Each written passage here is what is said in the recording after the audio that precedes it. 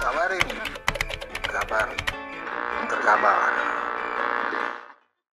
Kata Taruna tadi benar-benar ada. Jadi ini kan memang lucu banget gitu ya kita dengar. Jadi sekali lagi Mas Baru ini saya sekaligus mempertanyakan. Salahnya di mana? Jangan cuma ketawa dengan nada menghina. Ya jelas ya. Istilah Taruna di dunia ojol itu memang benar ada. Bukan karangan, bukan hal aneh. Populer banget dipakai sebelum tahun 2020. Biasanya para ketua komunitas manggil anggotanya dengan sebutan Taruna. Itu panggilan untuk menjaga kekompakan kami. Kenapa ada istilah Taruna? Waktu awal ojol masuk di Indonesia, gesekan dengan opang dan transportasi lain itu sering banget terjadi. Ojek online waktu itu masih baru banget, masih dianggap masalah.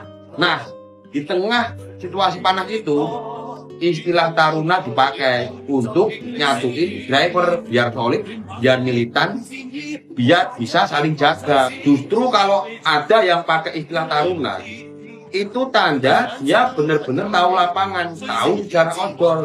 Dan kali sebelum ketawa-ketawa, coba pahami dulu maknanya. Karena di balik istilah Taruna itu ada cerita, ada sejarah, dan ada solidaritas driver ojol yang nggak bisa kamu remeh. Yang akan dipanggil tentu adalah calon tersangka. Nah, bahkan putusan MK akan mewajibkan calon tersangka diperiksa. Nah, jadi dengan apa yang terjadi dalam kasus laporan Jokowi ini, kan ini Roy Suryo dan kawan-kawan dipanggil untuk kedua kalinya. Nah, saya kira berdasarkan pengalaman selama ini dan proses hukum acara pidana ini, status tersangka makin dekat ini.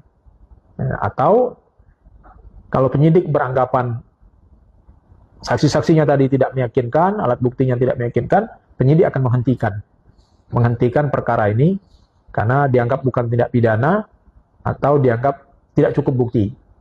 Nah, atau dihentikan demi hukum. Nah, tapi kalau yang dihentikan demi hukum dalam kasus ini sepertinya tidak. Paling kemungkinannya dua. Kalau penyidik berpendapat nanti menghentikan perkara ini, itu disebabkan oleh pendapat bahwa ini bukan tindak pidana atau tidak cukup bukti. Tapi saya kira berdasarkan perkembangan selama ini, penyidik saya kira sudah mengantongi alat bukti. Karena yang dipersangkakan ini bukan cuma fitnah, tapi juga adalah penghinaan atau ujaran kebencian. Nah, apa yang dimaksud dengan ujaran kebencian itu? Ujaran kebencian itu segala sesuatu pandangan, pendapat yang disampaikan di hadapan publik dengan maksud untuk membuat orang membenci suku, individu. Doni Pratama adalah salah satu dari driver ojol yang diterima oleh Wakil Presiden Gibran di Istana Wakil Presiden.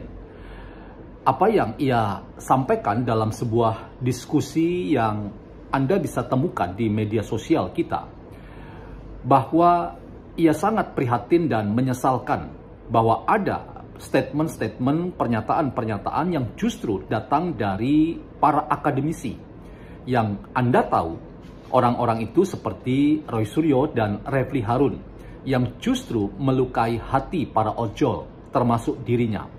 Kalau Anda menikmati diskusi dengan Doni Pratama, yaitu driver InDrive, salah satu aplikator dari driver ojol atau ojek online tepatnya, maka Anda bisa merasakan betapa orang-orang ini sudah adalah orang yang susah dan mereka berjuang untuk keseharian mendapatkan penghidupan lewat kerasnya perjuangan mereka.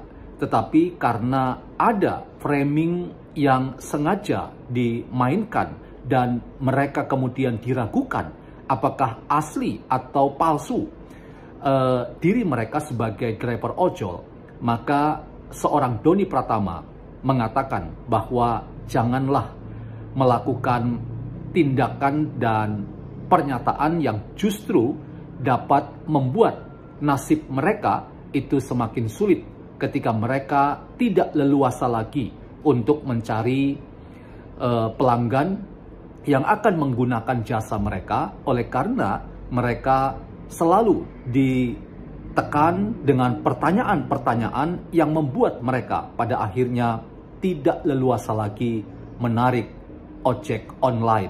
Nah, inilah teman-teman yang menurut saya poin penting. Dan dari pernyataan Doni Pratama ini kita mendapatkan wawasan bahwa memang kalau sudah namanya benci, maka saya ingin katakan apapun yang dilakukan oleh Wakil Presiden Gibran itu tidak ada baiknya dan tidak ada bagusnya kalau dilihat dari kacamata Roy Suryo dan Refli Harun.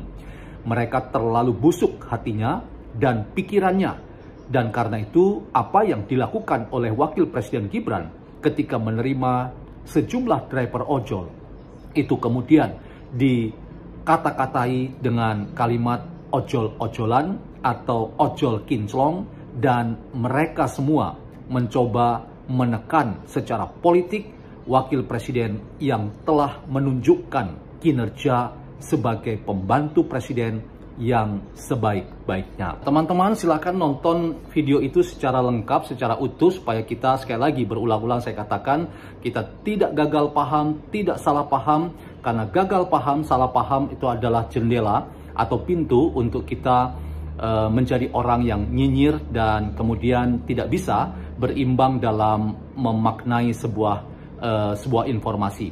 Nah, dari catatan yang Anda dengar bersama, dan ini catatan yang saya ingin bagikan, jelas sudah bahwa sebetulnya orang-orang seperti Roy Suryo dan Refli Harun yang membuat podcast lalu menganalisis 8 orang driver ojol yang diundang Wapres itu sebagai ojol-ojolan atau ojol kinclong.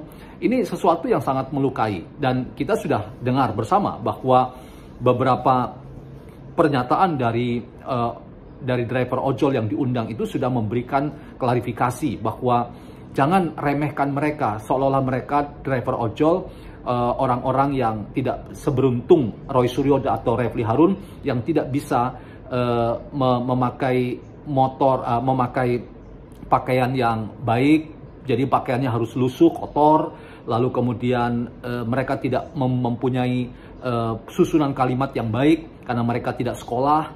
Tapi ternyata ada yang lulusan sarjana dari sebuah kampus tertentu di Jakarta, lalu mereka tidak bisa membeli sepatu yang baik karena mereka tidak punya kemampuan itu. Ini adalah framing yang sangat jahat untuk kita sekali lagi mengatakan bahwa podcast Refli Harun dan Roy Suryo ini adalah jenis podcast yang memprovokasi kita semua. Jadi kalau kita memang membayangkan para driver ojol atau aplikatornya ingin membuat mereka kembali marwahnya naik, saya kira ini momen terbaik untuk melakukan gugatan terhadap orang seperti Roy Suryo dan Rismond agar mereka tidak menjadi orang yang kemudian bisa selalu menghina orang lain, meremehkan orang lain, dan merasa bahwa mereka mempunyai kedudukan atau posisi di atas dari yang lainnya. Inilah teman-teman, dalam filsafat itu disebut sebagai self-understanding itu tidak pernah langsung. Self-understanding itu selalu via others. Maksudnya adalah kita mengerti tentang diri kita siapa itu justru karena perjumpaan dengan orang lain. Nah, orang lain itu adalah orang-orang yang tidak pernah masuk dalam logika normal kita. Karena orang lain itu selalu yang lain dari kita, yang benar-benar berbeda dari kita. Dan justru karena mereka benar-benar tidak selevel dengan kita, tidak statusnya tidak sama dengan kita, maka mereka disebut sebagai penampakan yang membuat kita itu runtuh arogansinya. Jadi kehadiran orang lain yang berbeda dari kita itu meruntuhkan arogansi kita. Dan kiranya apa yang dikatakan oleh Doni Pratama ini didengar oleh Roy Suryo dan Rismond. Anda jangan mudah untuk meremehkan orang lain, Anda jangan mudah menghina orang lain, karena justru orang lain yang berbeda dengan kita, yang tidak selevel dengan kita, atau yang tidak statusnya sama dengan kita. Mungkin Anda